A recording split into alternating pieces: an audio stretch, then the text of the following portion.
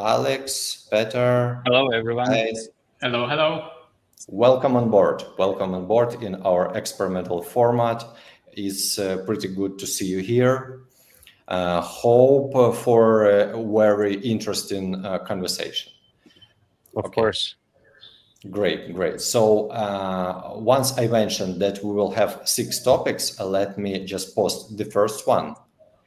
And let me show you the first question, the first topic. And as we agreed before, Alex will be the first who will talk about this topic, and then Petar will join you. So yeah, please. The question sounds like this: when to trust the AI? Which tasks can be automated today, and which stay human in the loop, and why? Actually, please proceed. Yeah. So answering that question, it's important to understand what AI is today. And when we talk about AI implementations, they are of 2 main areas. They come from 2 main lines. Those 2 main lanes is predictive AI and generative AI. Well, of course, it's a little bit simplified classification, but it's like very common and it's very easy to explain the difference. First of all, the predictive AI, which is a proven technology, which was on the market for several decades, even probably. And this is technology that helps us in e-commerce to do a lot of things better, trying to predict what content to what people at what time is better to be delivered. And basically, it helps us to see what is the probability of conversion for each individual user, to predict churn, so who is going to leave the company, who needs to be reactivated. It helps us to build the next best offer prediction, and all product recommendations for websites, for mobile apps, and so on. This set of technologies includes like classical statistics, collaborative filtering method, factorization of matrices, like different gradient boosts, neural networks that helps to predict the CTR, and it's basically implemented everywhere from Google Ads to solutions like YesPo, from search engines to predicting the possible the purchases in the next day, next week, and so on. So those models are reliable. They keep getting better. Of course, they are like evolving all the time, and but they are like very popular already in the market. They are easier to adopt because a lot of solution providers already implemented, like solutions like customer data platforms like YesPo. They package those tools in the solution, so it's easy for marketers to use. In context of CDP, you usually see the solutions like predictive segments, which help you to segment your audience properly, churn risk detection and prevention campaigns. It helps you to see the purchase readiness and the probability of conversion. It helps you to do the next best offer, personalized recommendations in real time based on behavior of users on your website. It could be a smarter product recategorization for better recommendation agents. So this is like proven technology that is on the market for a while. Second part, generative AI is newer than this classic predictive models. And though like in technology, it also uses prediction, because like when ChatGPT generates the next word, it's basically analyzes what is the most probable best word to continue this this line, but still it's a little bit different. And they drew a massive attention in the past 2-3 years. And according to Gartner, we are like passing this hype peak and getting to more pragmatic phase with this tool, with this technology. And we see that real value shows up in different use cases. And thanks to this latest models, we can achieve like really high and really high quality results in areas of text generation, image generation, video generation, text annotations, and many others. But honestly, it's just the top of the iceberg. These methods are widely used by scientists, which use generative AI to like transformer models to run more serious tasks like DNA decoding or designing new drugs or new materials. So like the range of implementations is very wide.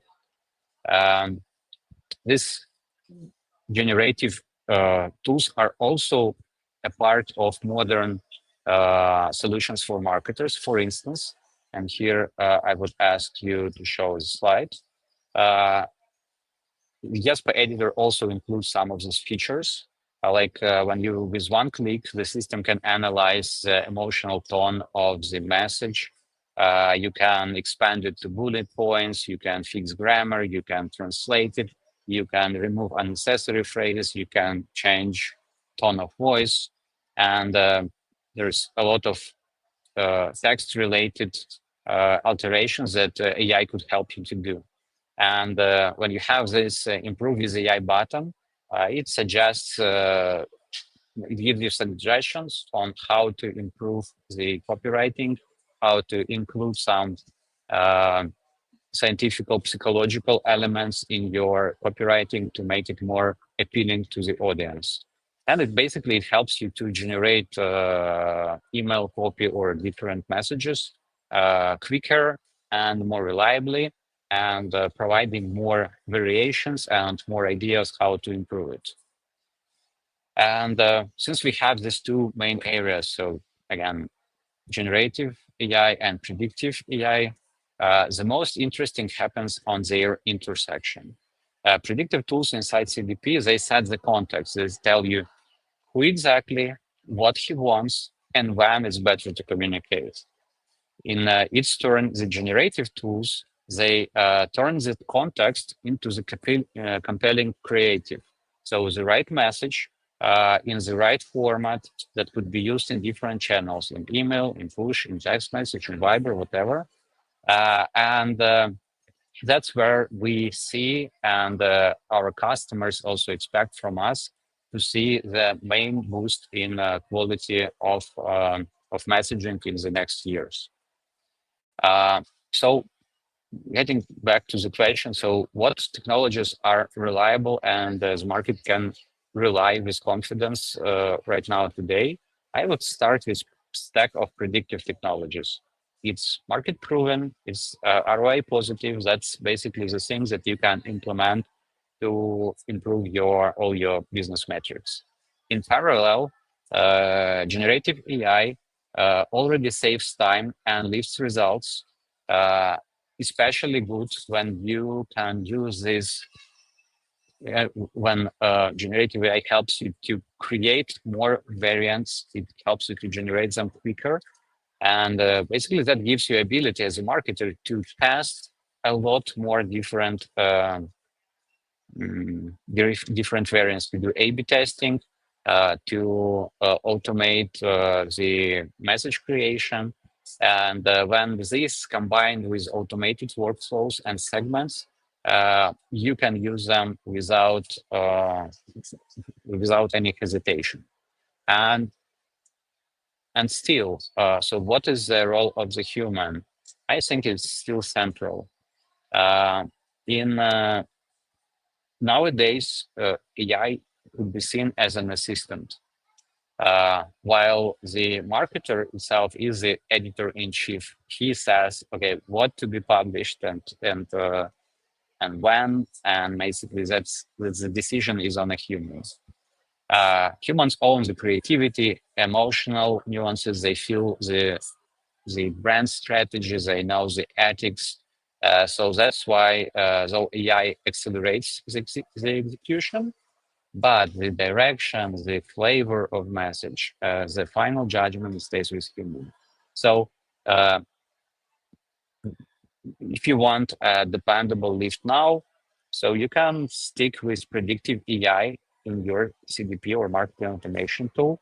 If you want to go to the edge, so combine the content that provides CDP with generative AI features that will help you to create messages and to fit to each microsegment, to each recipient. You will be able to create very personalized communication. So it's a combination of smart targeting and smart storytelling in one flask. That's how I would sum it up. Okay, great. Thank you very much for sharing this, Alex. So, Petar, I'm pretty sure you have lots of thoughts about that. So let's continue with you. I can turn on your presentation as well. Yeah, sure. Well, basically, I have experience in e-commerce since 2009 and in digital marketing since 2011. And what is happening now with AI, it's completely changing marketing. Usually in marketing, almost every year there is something that is changing. But now AI, it's really changing the rules drastically. And in Tendrik, we're almost 40 people that we are working mostly with clients in e-commerce fields, in Eastern Europe mostly, but we have campaigns all over the European Union. And what we decided to share today with you, it's basically two case studies with our recent clients that we just decided to make simple A/B testing. AI created banners versus traditional banners made by designers. I'm not saying that you should always include the designers out of this process, but those banners were created by marketers. The others were created by designers. And let's see what were the results there. The first case study is with a sports brand, which is based in Bulgaria. Okay, and here the creatives you can see, like there is shorts, like swimming shorts, and there's some there is a prize, there is like a logo, and so on.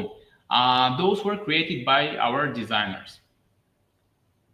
The others were created only by AI, by a ChatGPT Sora. And we have created, I think, around 10 different designs.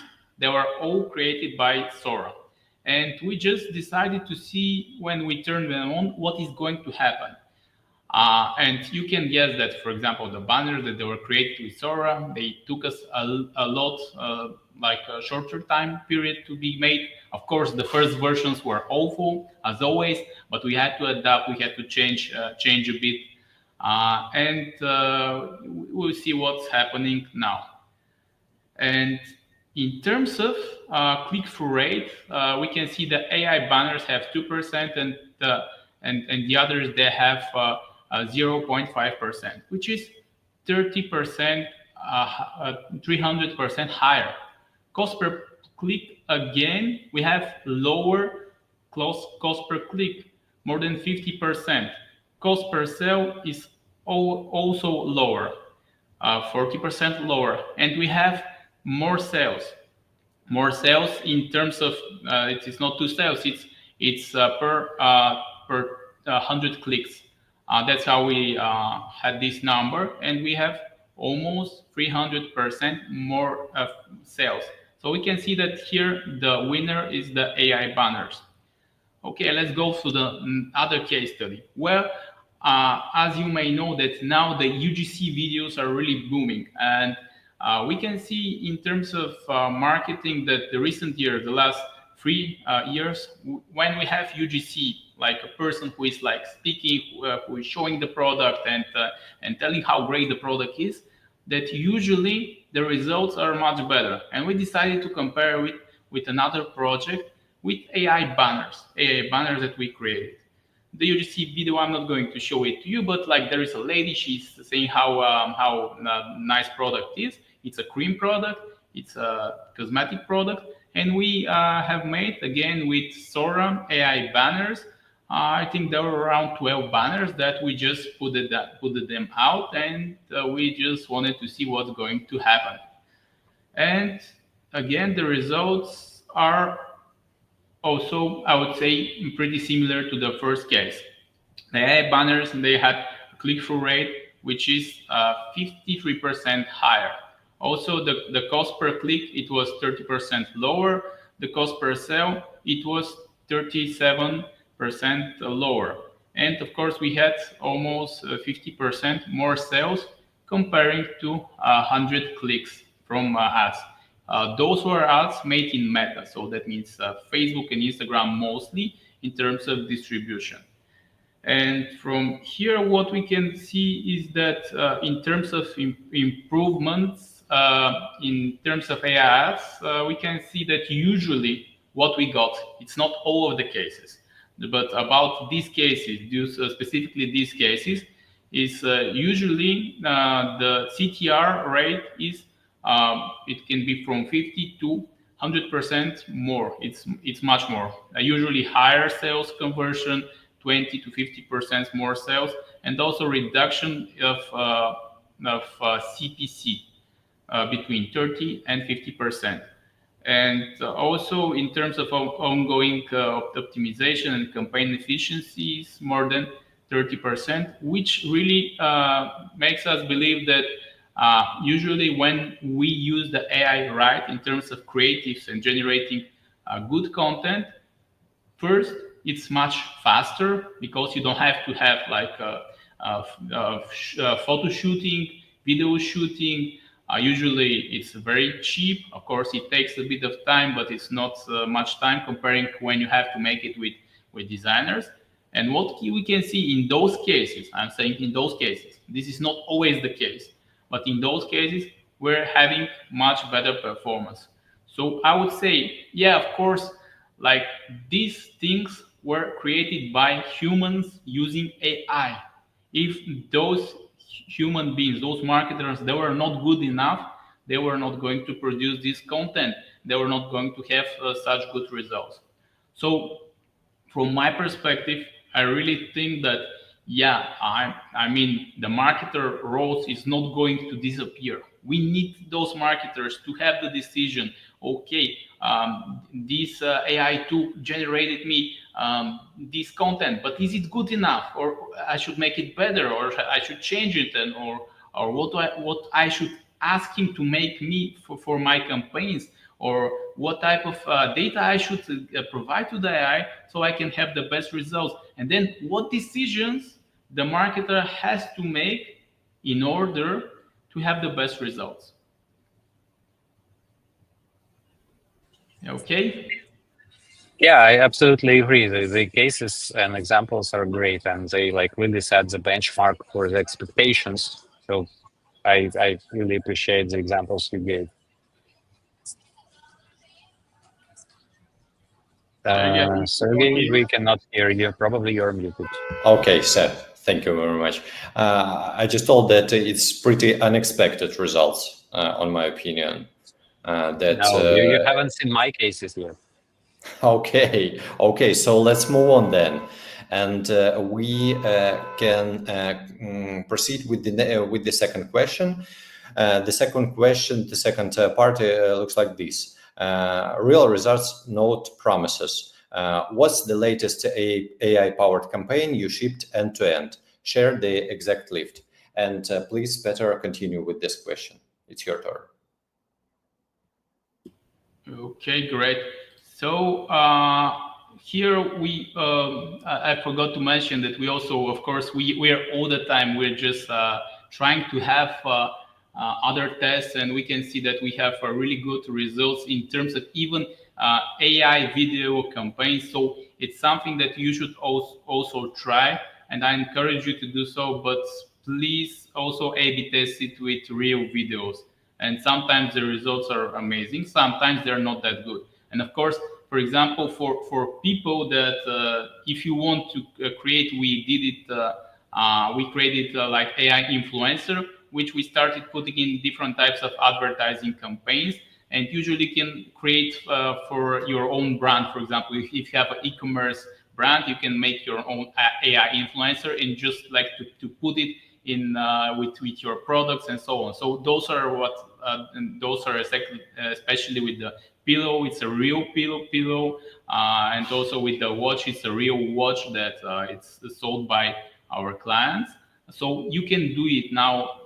The technology is there, so it's something that you might think about. In terms of AI-powered campaign, what we did is another type of case study that we wanted, because we have clients from multiple industries, and we make for them a lot of AI-powered email marketing automations and campaigns. And what we wanted to get is gather around some data, because we have clients from different sectors like watches, perfumes, cosmetics, clothing, shoes, furniture matrices. Most of those clients are with stores based in Bulgaria, Greece, and Romania.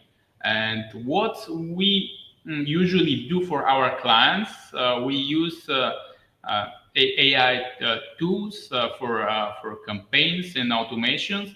Usually, we always set welcome flow, abandoned cart reminders, browse abandonment, and of course upsell follow-ups.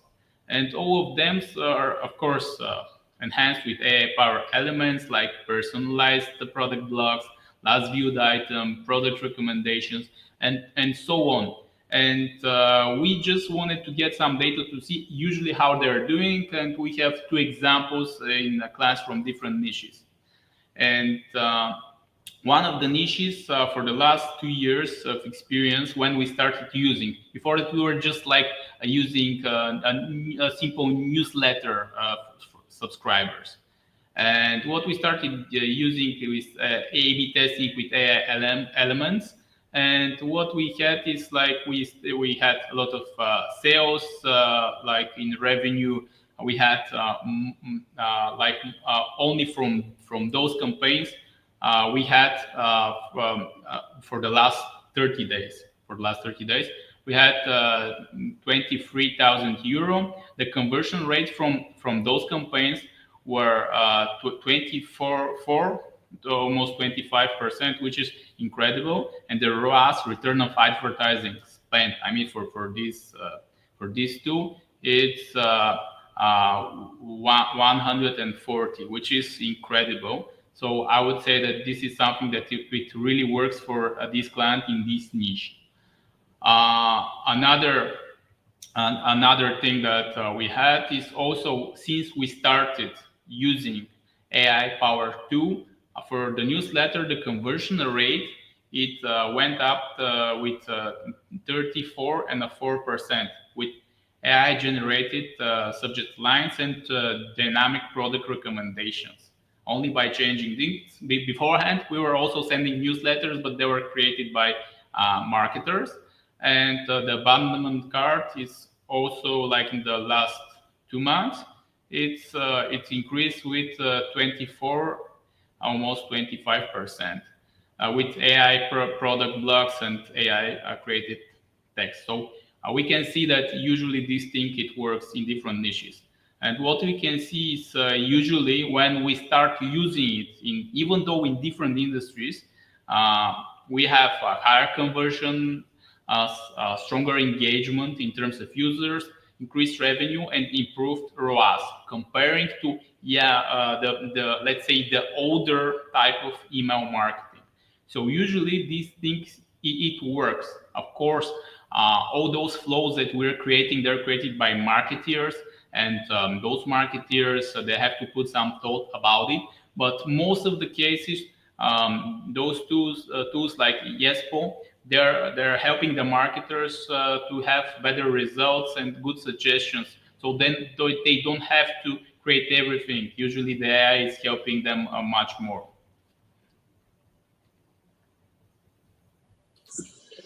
Okay, great. Thank you very much. I appreciate it. Alex, do you have any comments on this? I bet you have. Yeah, I think that's so nice to hear such nice results from Petar, from you. because it's super important that the agencies actually implement the new technologies. Because we as a solution, like we have, like basically we are as a tool, and tools has to be properly used, and that's where the experienced or qualified agency or a marketer on a customer side, they just like one of the most important values that any employee can bring to the company is basically to let it use the opportunities that are currently present on the market. So if so basically being able to adapt new technologies, being able to make them work and to make it work properly with good results, that's the best you can expect from the employee or a partner like an agency. I will follow with the cases from our customers. And the one of them, the first one, is about predictive segmentation. So basically, this is from predictive part of all the AI tools. With this technology, we were helping the company. Sorry, could you remove the question, please, because it overlaps. So you need me to I remind the question. To remove the question. To remove the question. Okay, no problem, please. Mm-hmm. Yeah. So here, for all case studies, we are very happy that our clients shared them publicly, and all of this case study in more details you can see in our blog, or just scan this QR code that we will have in every slide, and you can go and learn more about how it was actually implemented. So one of the problems that companies have, they usually want to keep connected with their audience, and they use newsletters for this. And newsletters, there is one problem that people usually subscribe to newsletters, but over time they are less interested. And if you will keep sending newsletters to all the audience, especially if it's not email, if you will send the promo materials via more expensive channels like WhatsApp or Viber, the cost of message, the cost of campaign could be very high. And quite often we see that companies just try to use the same bulk and blast sending through expensive channels that they used to do with email. And it just doesn't pay off. So they cannot return the money they spent on sending out those Viber campaigns or text messages. So that's where predictive segmentation can help you. Basically, it helps you to better identify the audience that is hot. And it simply removes people who are currently not in the buying mood based on the data that we collect from their website behavior, from their mobile app behavior, from their behavior in other channels. So whether he opens emails or not, whether he's engaged or not.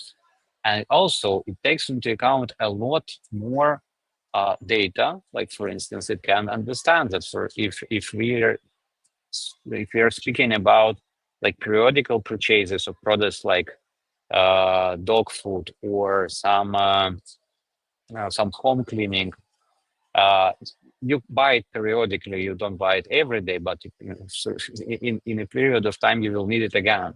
So these models take into account a lot more factors, and it helps to identify people that you would probably, as a marketer, did not include in your campaign, but the CDP knows not everything, but a lot more, and takes into account a lot more information. And that's how it can add people into the segment to send out campaigns that you usually wouldn't put, and also remove those who are not in the buying mode right now. One of the results is that we help the company to better identify the audience. It helped us to grow CTR from the campaign by 26%.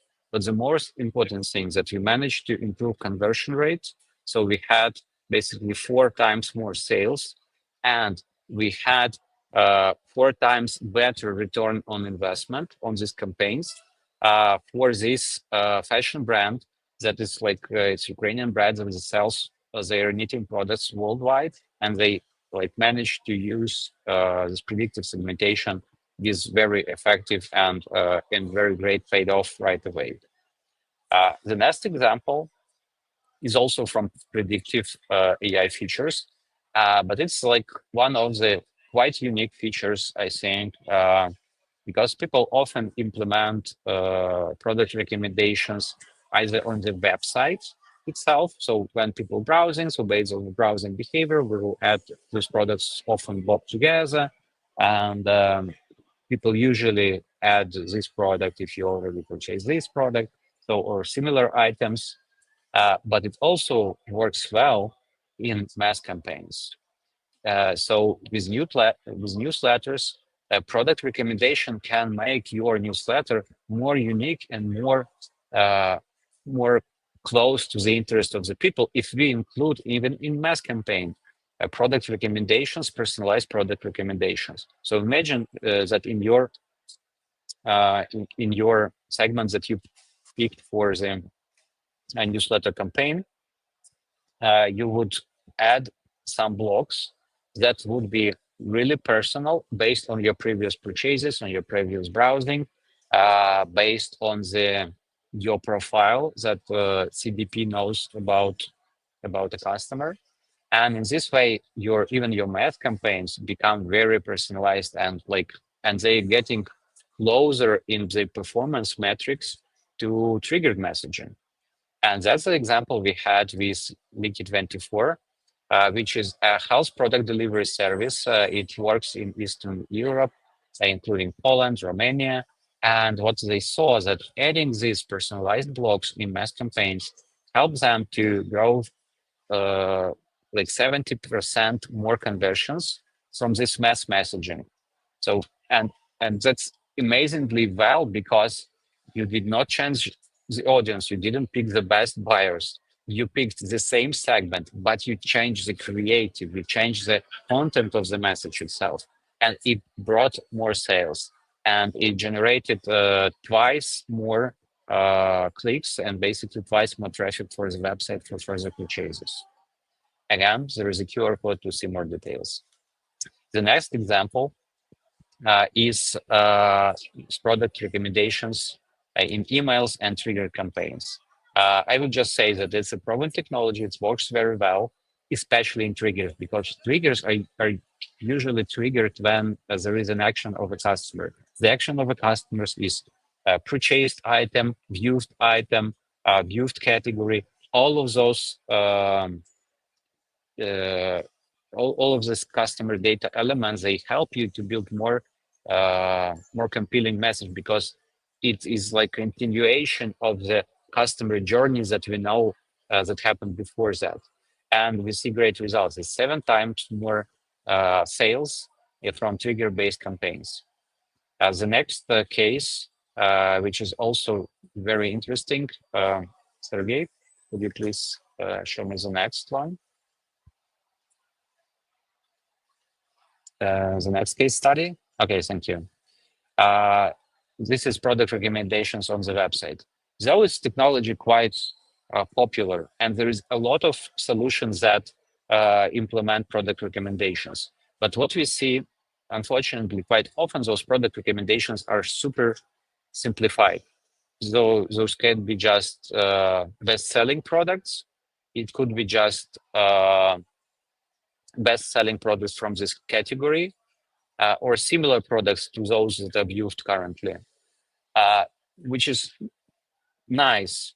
It's already something, but the technology actually can be more effective. So you can take into account the whole flow of customer, and implementing transformer-based models, it delivers even better results. So in this example of Puma, which is a well-known global sportswear brand, they improve the CTR on their website 3 times. They managed to get 8 times more conversions and 10 times more orders from the website, because they implemented this personalized product recommendations, not just generic top products and so on. And this worked very well. And just one short case left for me. This is a case which is the favorite of all of my cases. I love this technology very much. Basically, the idea here is that usually the companies, they implement abandoned cart notifications, which is like one of the best-selling triggers you can implement. And usually they create it, and it remains static for a long period of time. So you went to the professional agency, like Petar's agency, for instance, and they gave you great, good-looking, and very thoughtful sequence. But the problem is that in 3 months, there is a different season. In 3 months, there is a different, I don't know, mood of the customers. And but abandoned cart trigger, no, I believe it's not with the Petar's customers, but you can often see that workflow stays the same. Yeah, the content of the message, basically the product left in the cart, they will be changing. But the copywriting, the subject line, it's the same. So we knew about this problem, and we offered to the market the solution when you can set up the automatic change of the even in triggers. So when you set up a trigger, you set up a message, the sequence, and in this example, we have a sequence of, I believe, 12 messages, and all of them were iterated automatically by the system, changing the copywriting, changing the subject line, changing the different tone of voice, and automatically, continuously A/B testing all the new results. And that's a great solution for marketers, not only in-house, but also for agencies, because the agency can provide this workflow with a set of recommended different messages that would be running in A/B test all the time. And the tremendous results are like this. For e-commerce platform from UA, which is the biggest marketplace, with about 2.5 million monthly orders. You can imagine how great results you can get if you improve your abandoned cart reminder. And the results were this. They implemented this one from many blog that was systematically testing and iterating different types of messages, finding the winning ones and dropping out the losing ones. So basically, you constantly get better and better and better and better. And only with this, throughout 2 months, the same workflow generated 26% increase in clicks and 5% more sales, which means that we provided a lot better content, not changing anything in our business processes. We did not hire more designers. We did not make more footages. We didn't take more pictures. We didn't change much. Everything was in this iteration and this A/B testing that was working day and night all the time. And just finding the better wordings, finding the better representation of your brand and your products, it gave these results. So that's all from me for this second topic. Thank you. Okay, thank you very much, Petar. Maybe you have a few thoughts about that, maybe not, because we actually have to hurry up a bit. Alex, it's for you to not to miss your flight. Okay, so maybe we will change the order right now, because the next question is more for Petar. So please, Petar, continue with this topic, which is the following: acquisition. Okay, yes, acquisition and AI. How can we use AI to improve the SEO for our online shop? How is artificial intelligence optimization different from the traditional SEO practices, please? Well, basically, a lot of people are asking me all the time, okay, now ChatGPT, all the other AI tools are out there, and like Google is losing its leading position in terms of when you're asking questions and organic traffic. But basically, what we are seeing that is happening, yeah, there is a shift. Like, for example, many people are not searching in Google anymore. They're just like asking ChatGPT or some of the other tools out there. their questions, and they're searching for online shops where to buy, or like for a recommendation for products and so on. Yeah, it's changing, but still, in terms of optimization, well, the things are not much different at all. And I would say it like this, because since Google started, they're using ways to scrape internet and to distinguish which websites are better in terms of in, let's say, specific keywords. But AI, especially when we ask for a recommendation, let's say we are selling women clothing, and we ask ChatGPT to tell us which is the best online shop for women dresses for summer, or something like this. And usually ChatGPT start looking on internet, and if we optimize our website good enough, we are going to be in those results.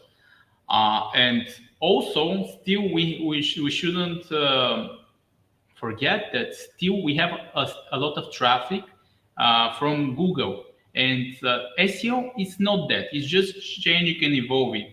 Now it's going to AIO, artificial intelligence optimization, GEO, generative engine optimization. But the ways that we're doing it are pretty similar. Yeah, AI is helping us in terms of optimization because a lot of tools out there for SEO, they're using AI. Also, even you can try to optimize your website with the help of ChatGPT. But mostly the things we can say that they're in two lines. One of them is on-page optimization. And for example, what the website, it's the quality of the code, how it's structured, content, and so on. The other one is off-page. And for example, what the other websites are telling about other for our website, and or basically link building. And still, ChatGPT and the other models are looking for those type of references out there to see how they're going to, let's say, if we ask for the top best websites for women clothing, ChatGPT needs to find some information. And for example, if they're going to find media's rankings or whatever, this is the way usually Google is ranking its search positions. And in terms of on-page optimization, in terms of structure, what most of the online shops should focus on, it's Q&A sessions, questions and answers. If we provide enough data in those type of things, that we are going to be easier to be listed out there in results of ChatGPT or other AI models, and of course Google. Another thing is that we have to have a really nice structure in terms of headings, bullet points, schema markups. Those type of things are really important. And of course, the content, the most crucial one. Google, a few years ago, they provided this term called EEAT, or experience, expertise, authoritativeness, and trustworthiness. And those are type of things that we should look when we're creating content for our website. In terms of e-commerce websites, we should focus first content on the product pages. We can also help to generate such content with AI tools. But we should also focus on category pages, because many categories we left them there only with products. But there is a great place to have Q&A sessions and a lot of additional information. Usually those types of bots are searching for, and also the blog section or news section. And there we can create additional content that we're going to provide additional information and answer additional questions that we cannot answer in our category pages or product pages.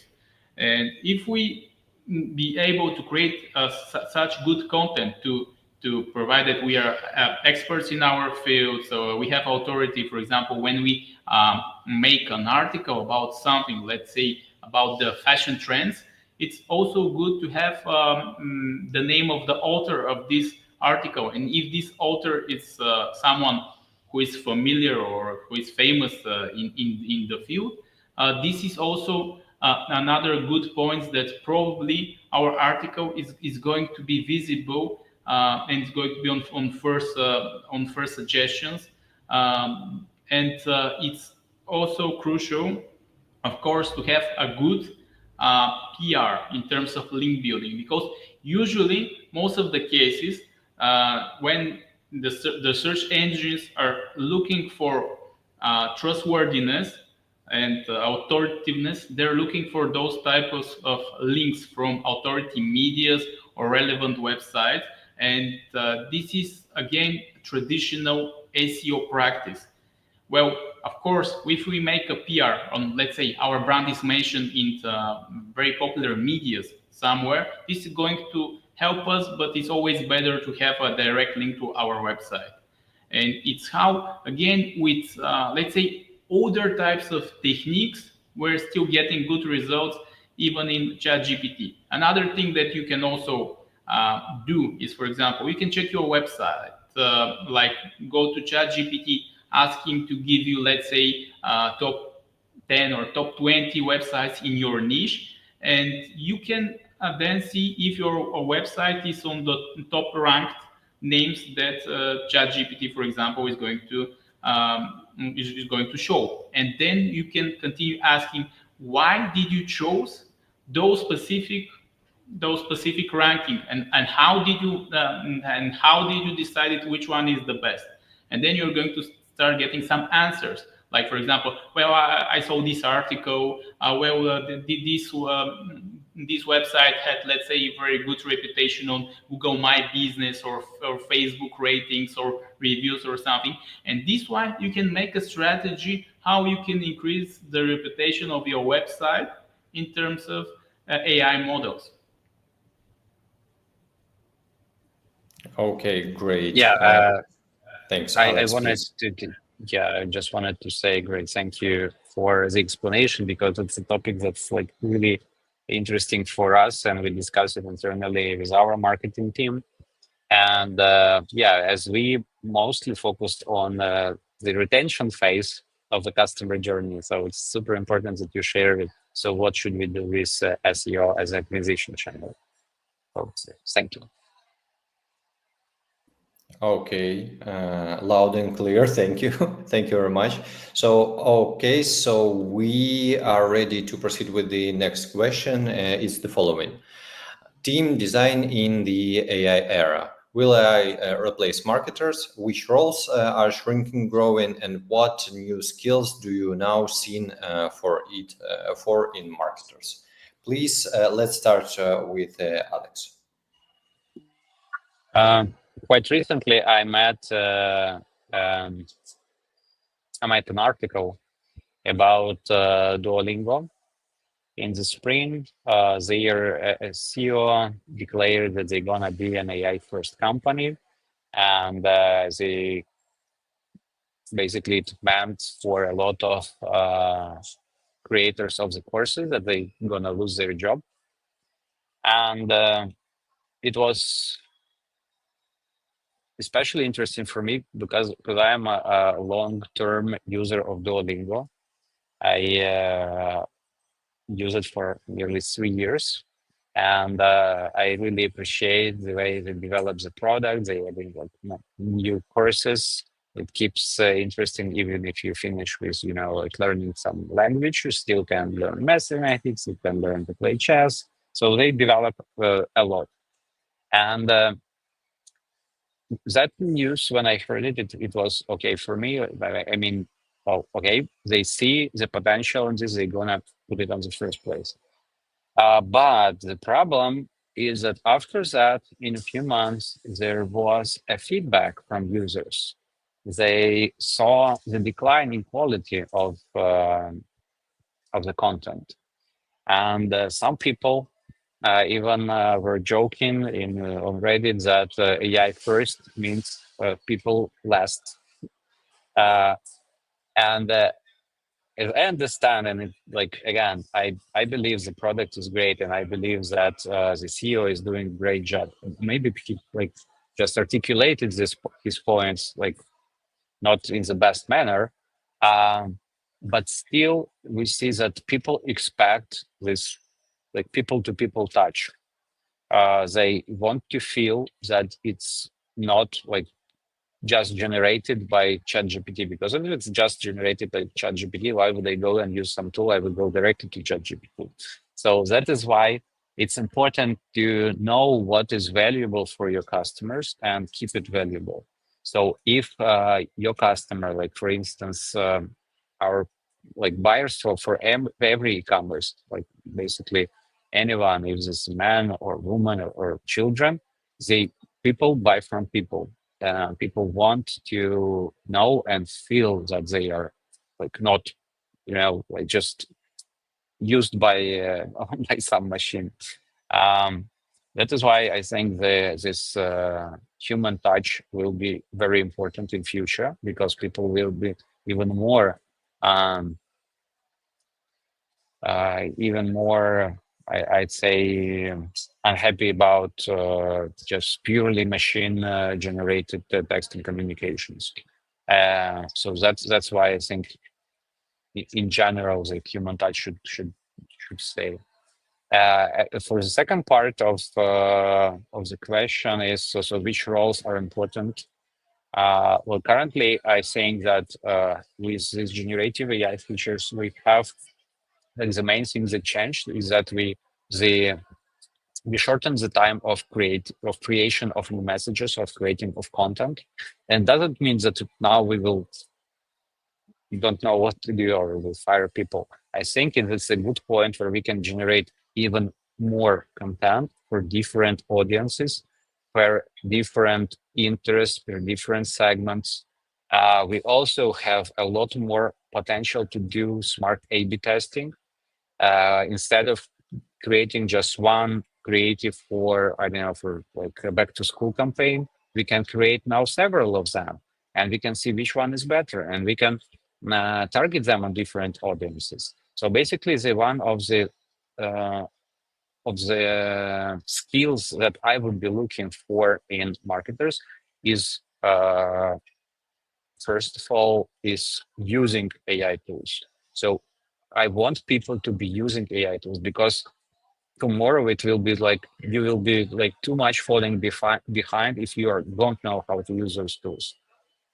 And second thing that I believe is very important for marketers now is you have strong mathematical background, understanding of statistics, because everything that you will do, you will be measuring the impact, and with more opportunity to do more A/B tests, you have to be able to analyze it and make the conclusions. So that's probably the second skill I would expect from the marketers today.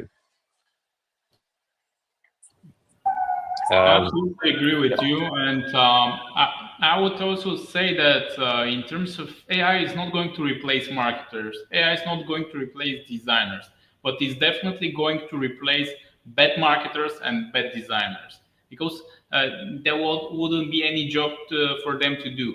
And marketers who are using AI, they're going to replace marketers who are not using AI, because simply it's helping us too much. And yeah, in terms of the designers, I would be a bit more afraid, because usually those tools now they're evolving month after month, and like this thing it's getting much better and better. I was actually 2 years ago when this thing started booming and to become very trendy. I was saying probably it won't the creative professions like the designers, it won't be replaced, but now I'm not sure anymore, to be honest.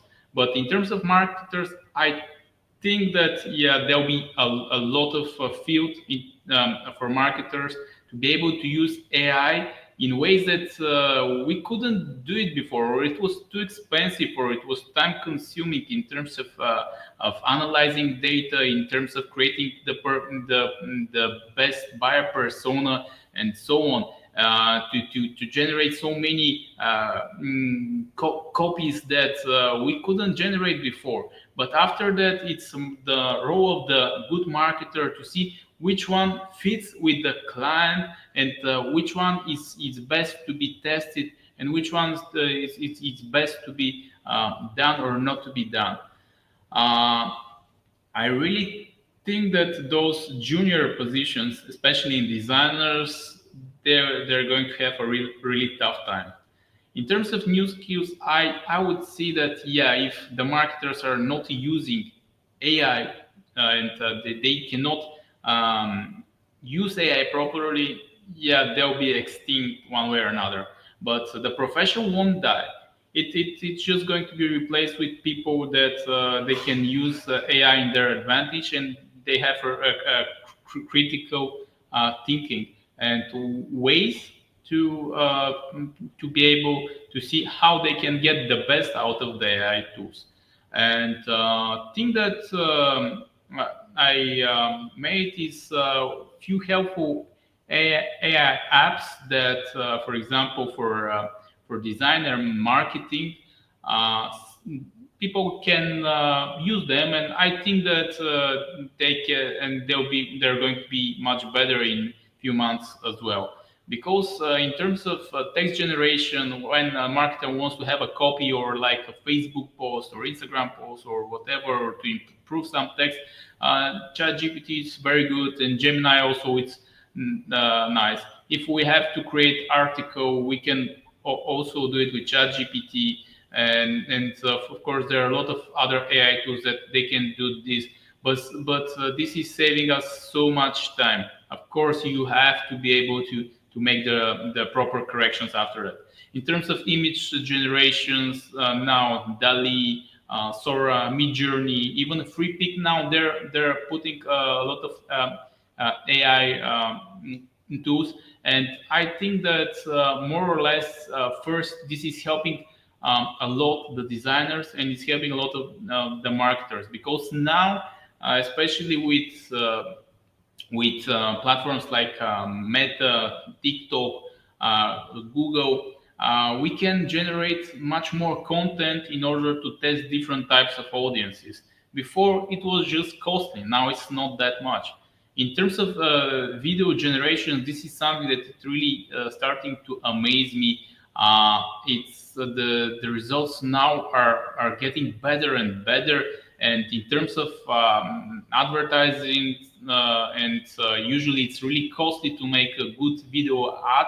Now you can create really nice pieces of ads with Hedra, Heigen, Sora, and so on.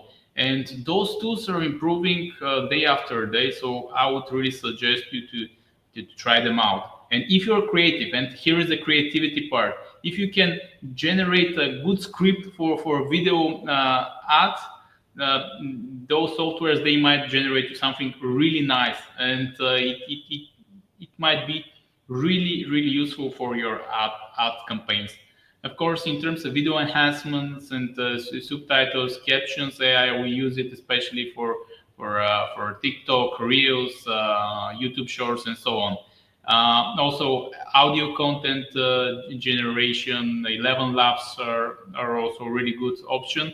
And especially when we create a nice, let's say, campaign, and we want to put it in other markets, because especially in Europe we have many languages, and sometimes it's really costly to create a separate video for each country. You can just do it with HeyGen, for example, for video translation or multilingual adaptation. It's not perfect, but it's good enough. And for example, with one piece of content, you can just distribute it wherever you're making your ads. So it's a nice and helpful option to do it. There are also other apps that you can use, but I just shared a few of them that we're using. Okay, yeah, great. Nice yeah, I totally agree. Okay, guys, let's move on, and we have to hurry up a little bit more, actually, because there are several questions from the audience we want to cover afterwards. So the next question, and we will continue with Petar on this, geo experience and tendencies. What are the successful marketing channels for e-commerce in the region you operate, and what AI boosts their results? And what are the market challenges? Okay, please. I know that you have a few slides here. Please proceed. Yeah. So basically, most of our clients are in Eastern Europe, but we also operate in other parts of the European Union as well. And what we can see in terms of e-shoppers in the region, like only around half of the people there actually are active e-buyers. And what we can see here is first, it's a very first, it's much cheaper to have advertising campaigns in Eastern Europe, in Bulgaria, Romania, Greece, than let's say Western Europe, like Germany, France, UK, and so on. And this is also a major difference. For example, in Bulgaria, if we compare it with other places, TikTok, it's a bit restricted. You can't have TikTok advertising, but it's mostly for agency accounts. And for example, if you want to have advertising campaign, you have to go through an agency or of official supplier for TikTok ads. And this also it provides opportunities. Let's say because the TikTok ads, for example, in Bulgaria are much cheaper, but still it's not that easy to go into the channel like comparing to Meta and Google. For example, in terms of our region here, Meta and Google are dominating currently. TikTok, it's getting like a big piece of it, and this piece is increasing as well. But also in terms of SEO, a lot of traffic is also generated in through organic. So it's also a good channel to be in. And of course, like Meta, Facebook, and Instagram are really, really popular. And also, this creates opportunity because we can see that the markets are growing in terms of e-commerce. Because let's say the e-shoppers in Bulgaria and Romania are around 50%. The Greece in Croatia is similar. Poland a bit more, 64. But we can see like countries like Netherlands, Denmark, like almost like around 90% of the people are e-shoppers. Germany is 77. So I would suggest there that the ads are going to be much more expensive, and it's going to be really competitive to go into such markets because they don't have much more to grow. Of course, like if you can find a proper niche, it's going to be good. But when we're speaking about Bulgaria, Romania, and in Greece, even Croatia, we have a lot of opportunity because those markets are growing, and we can see here how fast they're growing. For example, in Bulgaria, it's growing almost 20%, Romania 16%, Greece 9%. Croatia and Poland around 12, but Netherlands and Denmark, Germany, they're with a really small growth rates. Even there are countries that they're even having decline in terms of e-commerce. So we can have we can get it that we have a lot of opportunities for the region of Eastern Europe because it seems that those percentages are going to grow, and the total population of people that are buying from online shops is going to increase. So I see a lot of potential here. Of course, like language, especially in Europe, it's a factor. But with AI, we're more or less trying to like lower this aging gap. It's not perfect yet, but still we're getting there. Yeah, I'd like to continue with focus more on the second part of the question. So you gave a great explanation of how the market looks like, and I would dive deeper in the challenges that we have in trying to implement better customer experience and implementing different technology. In the recent time, of course, we see that in general, the AI-driven technologies are becoming more and more available. I'd say they are more democratized. A lot more people currently can quite easily implement I don't know, Anthropic API or open AI API in their products, and he would deliver like top quality models and top quality models responses into their products, into their services. So this one of the tendencies that I see, that more and more e-commerces are looking at how should we implement AI in our customer experience to make it more more modern, more fitting the expectations of the customers. And since more and more businesses want to do something with the AI, and more top managers demand it from their teams. So, okay, you have to implement something. Let's have a plan. Let's do something. I see that companies often struggle with the first step.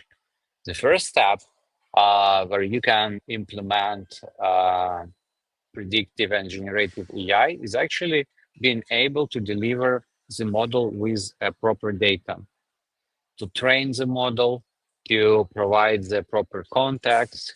And a lot of businesses, they just don't know how to start, what to do, how to make our data AI friendly. That's a problem I see.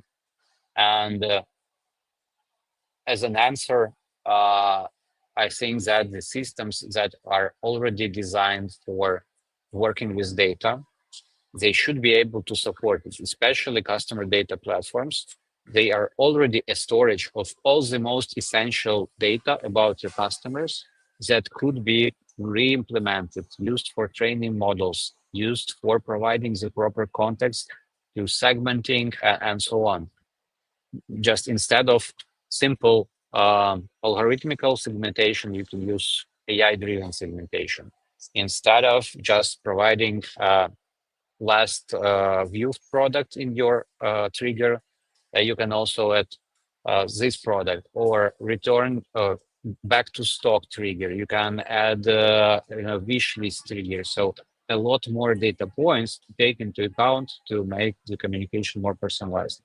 And summing it up, I'd say that the root cause of the companies that do not get great results immediately is usually they just skip the basics. They lack proper infrastructure, the AI-ready customer data. So the market is also flooded with, I'd say, fake promises. So everything is AI, or everything. I don't know. I don't have.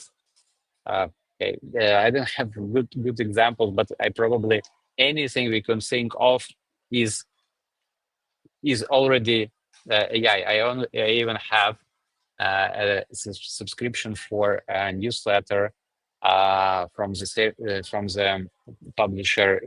The topic is there is an AI for that. Meaning that like for different tasks that you can imagine, like sorting photographs or classifying something, there is an AI for that. But that's a good story. I just mean that when you as a business want to go this AI to benefit from AI, so I suggest you to focus on several main principles. So first of all, search for the tools that truly implement an AI approach, not just fake it. Secondly, choose the solutions that help you to gather and activate AI-friendly data, like customer data platforms. You should also, as a third point, evaluate the tools with proven and measurable results. So basically look at the case studies, look at the examples of the results, look at what like businesses, other customers share and say about this company. And eventually the first one is to prioritize one strong solution instead of many scattered integrations, because eventually you will save budget and you will save a lot of time and efforts on making this all work together as one system. And be open to new experience and be ready to fail. It's also important to know that okay, it might fail, but if you take into account the proven results, proven record, and the reputation, that you minimize your risks. I think that too many companies are talking about AI more than actually using it and implementing it. And what is my major concern about AI? But generally, when you start using it, you and implementing it, and you put it to everyone's hands around the company, you just like starting to find more and more solutions for AI, what to implement and what to use in the company, because technology is there, but you have to find a way how to use it. Yeah, I do agree. Yeah, me either. Thank you, and we have the very last prepared questions, but still a few questions from the audience. So let's move on, and here it is. 2025-2026 crystal ball. Please name one AI capability that will be take stakes in e-commerce marketing by 2026, and a short response will be great. So please, Alex. Okay, for me, the answer is agentic AI. According to Sam Altman, this is the third stage of developing AI, which means that there is an autonomous agent that plans and acts toward goals. I mean, the solutions will be developing in the direction of providing this agentic approach. And we as a solution also working with it. So I think that the winner in the market will be the company that will be able to combine the data that it already has with the tools that help to process this data and make new creative based on this data, and use this creative to communicate with their customers or potential customers. And if you're driven by the data, eventually you will need just you will be able to leverage the data, and even some elements of the puzzle are already present here. I mean, the agentic approach will be something that will combine all those elements, all those puzzles together, and make like really more holistic solution for marketers being able to join data collection, data purification, reclassifications, making predictions, choosing the right channel, choosing the right message, choosing the right time of sending. So there's a lot of elements of the puzzle that are already present as a separate solutions, but they should be combined together in the agentic approach to make it more holistic. What do you think? I agree with you, but I would say that for in e-commerce, the thing that probably is going to change a lot of the e-commerce outlook, it's going to be the chatbots. Chatbots in the online shops, that they're going to be able to communicate with the clients. They're going to make good app sales. They're going to be able to have a good product suggestions and so on. And I really think that this is going to be a major thing, how this thing is going to shape e-commerce as we know it so far. Because, well, still now people are a bit skeptical about AI chatbots, but it's getting there. The technology is improving, and I think in 1 year we are not going to be distinguished. Are we speaking with a real AI or with a human? Yeah, that's also very interesting direction for me. I keep an eye on chatbots all the time. I think this the way of conversational selling is really interesting. And that's basically how you purchase the item when you talk to the seller in the shop. And it's natural, and that's probably sometimes it works very well. But what I'm hesitant about is that not always you like when the seller comes to you and asks, so do you need something? You prefer to look it for yourself. You want to look at the product, touch them, rotate them, maybe read the description, base the comparison table. I just mean that there are many ways how chatbots can improve the selling process, but I'm not sure that it's going to be the number one selling channel as a chatbot itself. But we'll see. We'll see. Sergey, you're I'm here with you right now. So I just told that we'll see for sure. And a few questions in the very end from our audience. For example, we have a question from Bogdana, and it's the following: how can I minimize hallucinations and poor results when working with AI? Tricky question. Well, can I go ahead? Yeah. Well, please. First, if you're using ChatGPT, the paid version, it's better. And also the other thing is you have to have specific questions, and also you should also find ways to have follow-up questions and to ask about where did chatbot got this data from, and this is how I think that we can do it. And for example, if we ask the proper question with enough data and enough context, usually the chatbots are not hallucinating that much. And from my experience, the last few months, the hallucinations are much lesser than they were like 1 year ago. And I think it's improving really fast. And not only ChatGPT, but the other models as well. So this is my answer. Good questions, and also follow-up questions afterwards, and to ask about references from where the information came from. Yeah, I think Petar already answered the question in the most proper way. I can answer with a joke that if you want the better models that will hallucinate less and will be more reliable, just wait a little more because the models are improving rapidly. And in general, you should understand how this works and where hallucinations come from. For instance, for some questions like, so how much is 2 plus 2? The answer is 4. And the model knows it just because it often happens in different tasks. It knows that the proper answer is 4.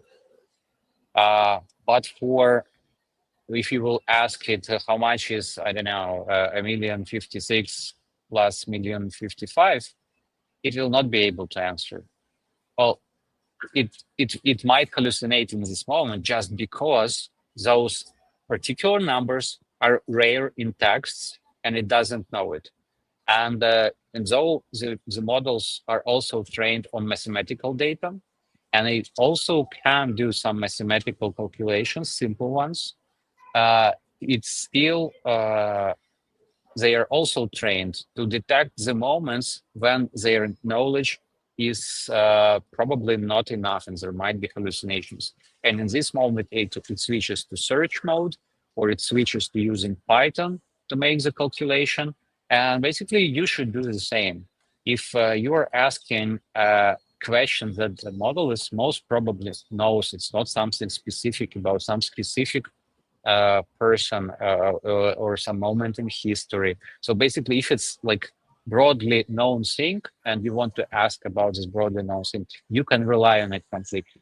But if it's something rare about some particular product, his description, and probably it's like not all internet is full with this information, then you can make this like additional filter from yourself. And if you're not sure, you may ask it to search for the information first and then to give your answer.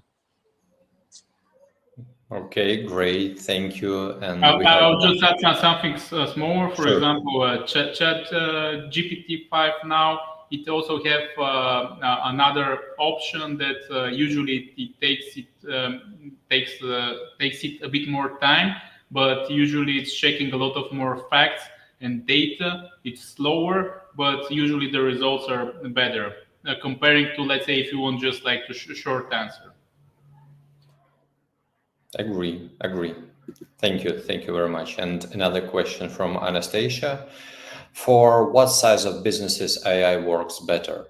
I have a small business. Is it relevant for me or just a waste of money? Any thoughts? Well, go ahead, Alex. There are several layers how you can use AI. So basically, nowadays, I think that for searching information to check some ideas, you can use ChatGPT or Anthropic, Claude. You can use them for free, and it will already speed up your performance as a businesswoman. And in small business, it already takes place, and it doesn't cost anything. Of course, you can invest $20 a month and have better answers and use it more efficiently. And in terms of, so the other tier is not like personal performance, but performance of the business. The solutions and the case studies that we with Peter showed today, they are basically might be implemented by any company. So any company may have web tracking. It may send out email campaigns which are more rich in personal contacts, and it basically just improves your results for any size of a business. I think that's my answer.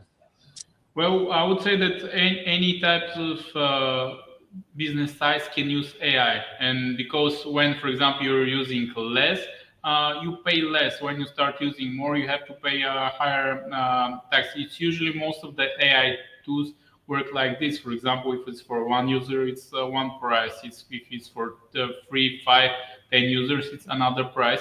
And even when you're let's say you're sending emails, when you have like a database of 100,000 emails, well, it's going to be expensive. But if you have like 10,000 emails, the price is going to be less than this. So it's about the usage. And I think that every business, especially small businesses, have to use AI. The good thing about big companies, big corporations is for them it's a bit harder to implement AI in all their operations. But when you're small, you can be really adaptive and you can start using really fast. And it's not about whether you should start using it, it's how you should use it and what types of use you have to get from the AI tools out there. Great, thank you very much. And 2 more questions, please do it shortly. Another question from Yaroslava. If I want to start using AI for my e-commerce, what should be my first steps? How to do it right? Basically, you answered a bit this question, but maybe any other thoughts on this? Well, basically, you should start from there. First, you can help yourself with the content for your e-commerce website. You can help yourself with the images of your website, and then you should also think about, let's say, a tool of retention like Yespo. It's a good tool because once you start having enough data, these tools is going to having greater results. But you can start when you're small because you are going to pay us a smaller fee per month. So I think it's those are the first steps. First, I would say that find which are the best AI tools that you're going to use in your daily lives. For example, when you're having customer support, ChatGPT or Claude can help you, for example, with your emails or messages to customers or so on. and like in terms of generating articles, text, or whatsoever, again, you can start using it step by step. And after that, like you can try to find the ways for, let's say, more complex solutions, like to generate, for example, your own chat bot or something like this. And it's not hard anymore. I think with the paid version of ChatGPT, you can do it for your e-commerce store. You just have to give him enough data about it and enough context in order to have good enough answers. Okay, thank you. Alex, if you have something to add, if not, I will proceed to another. I'd say that probably the easiest way to get familiar of the capabilities that are on the market and to understand how is it possible to implement in your project or not is to book a call with the representative of our company. For instance, we do it absolutely for free. You can go to yesco.io website, book a demo, and meet our representative. When we will explain what we can do, we cannot do. It will not take any financial investment in the very beginning, but you will know, okay, there are some solutions, because of course there are some things that should be implemented, but there are some things that you should start with, and there are quick wins, like low-hanging fruits that's easy to implement, but you will have results quicker, and that's where we could help. So Yaroslava, I hope to see you on a demo soon. Okay, great, great call to action. And the very final, the last but not the least, question we have from Ivan: how to break the ice between my team and AI instruments? It's very funny. Any thoughts on this? Oh yes, like share them what we are making with AI, and even what we started doing in our agency. We starting to create type of educational meetings that we wanted to show. For example, if someone found something interesting in terms of AI instruments and how they're using, we're just like sharing and telling how to be used, and bit by bit other people are getting interested, and at one point everyone is starting to using something. But just like sharing and it's how it started with us, and now it's happening all the time. Like yesterday, one colleague sent me a song that she made with AI about our company, and so on. It was really funny, for example. But it is how it usually creates some traction. So cute. Yeah, absolutely agree with Petar, because we also have similar not classes, but we meet I think every second week and discussing like findings, not only with AI, but now it's basically the trends of the most often we see examples of this. I would add also that sometimes using chat, I can go to like really deep in analyzing the market, on analyzing some topic, and instead of just copy pasting the text that I get like eventually, I share the whole conversation. So when using ChatGPT, for instance, you can share the whole conversation, and all of my team can see how I was communicating. For instance, in this example, with ChatGPT, getting to the right answers that are like really meaningful. And I think that when you show not only results, but also how you came to these results, is also opening an eyes for people who are not familiar with it, and explains them, oh, wow, it's that simple. You just asked and you got, and you ask them, okay, use a deeper analysis, or use Python to show some graphs for me. And the sharing of the process of doing is also very valuable for the team.